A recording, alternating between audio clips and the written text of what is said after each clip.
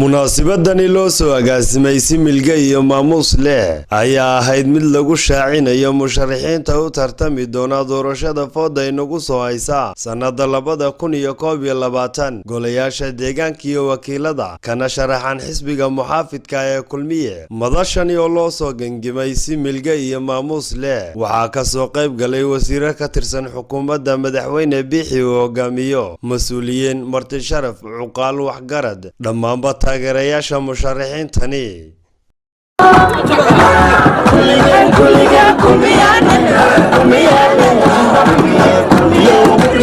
shacab weynaha iyo reer saraareed iyo mas'uuliyiinta xisbiga kulmiye waxaan u ducaynayaa murashaxiinta aynu soo xullay xilka aynu soo sharaxnay ee aynu soo doorannay ee nidinka nagu metelaya waxaynu ilaahay uga baryaynaa in ilaahay subxaanahu wa tacaala ku asturo mid kalena waxaan odhanayaa xisbiga kulmiye iyo xukuumaddaba waxaannu leenahay gobolkan il gaara ku eega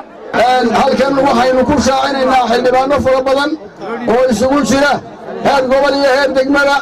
dhammaantoodba waan u ducaynaya waxaa leeyahay dhammaantoodba himiladooda iyo hankooda iyo magaraysaa tacabkooda allah u xasiliyo leenahay wasiirada iyo dhammaan xisbiga kulmiye laga guddoona waa idinku wareejinaynaa waa musharaxiinaan kala dhicin waa dad la soo xulay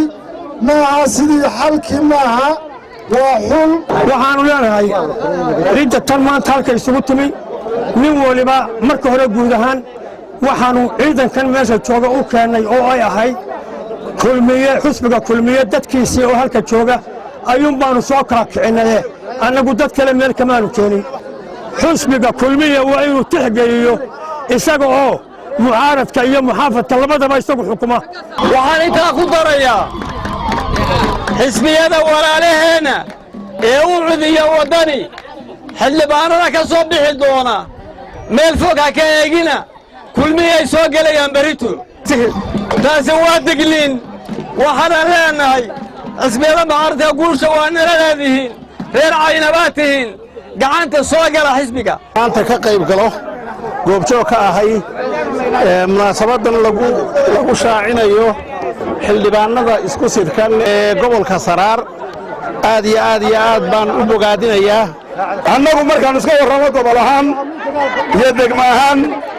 iyo Saraar ahaan si mogle oo miisaan leh ayaannu u dooranaynaa xildhibaanada marka labaadna waxaan u mahadnaqayaa wasiiradan xukuumadda dawladda ka tirsan wasiirka cadaaladda iyo wasiirka dastuurka ee safarka dheer noo soo galay bulshaweynta gobolka Saraar ee soo camirtay maanta xafladdan dhammaanteed meelaha kala duwan ka timi kadib waxaan hadda koobaad iska leh allah subxaanahu wa tacaala oo inoo suuro geliyey inaynu qabsanno xafladda qiimaha iyo qaayaha badan allahu tacaala haddii aanu ku guulaysanno tartanka aanu u galayno inaannu ku guulaysanno labada gole ee golayaasha qaranka ka mid ah ee golaha wakiilada iyo golaha deegaanka inaannu si dhaba u matalno bulshadayada waxaan matelayaa deegaankayga marka laga yimaado dhallinyarada jamhuuriyadda somalilan dhallinyarada gobolka sool iminkana waxaan rajaynayaa in waxaa weeye codka aanan hadhow toolay aad baa iminka waxaa weeye laygu mashxradaayo lai ammaanayay waxaan ka garan doonaa codkaan ka garan doonaa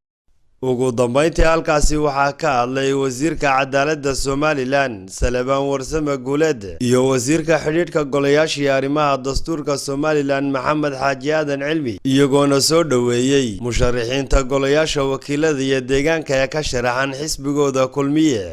iyo aad uga mahad celinaynaa dadka ilaa iyo maanta qorraxda taagnaa ee xafladdan sugayey iyo inta daadihinaysa waxay la tahay waxa lagu maahmaahaa mudda waa meel raggii hore socdaali jiray wuxuu ku maahmaahi jiray reerka marka la raro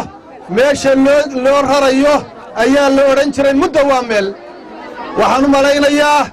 galabta waa muuqataa xamaasaddii iyo xafladdii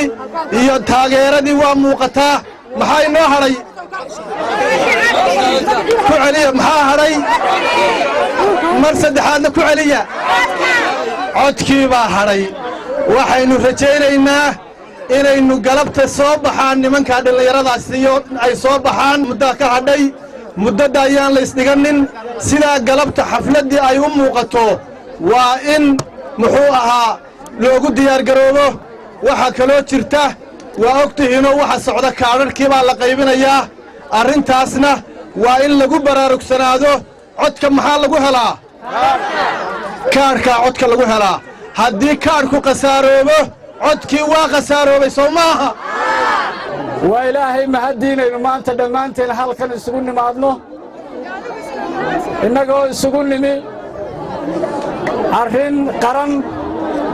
oo ka mida waxyaabaha dastuurkeennu jideeyey in qofka muwaadinka ahi doorasho xalaala la doorto ama uu wax doorto waxaynu dhammaanteenba doonaynaa horumar oo qarankani doonaya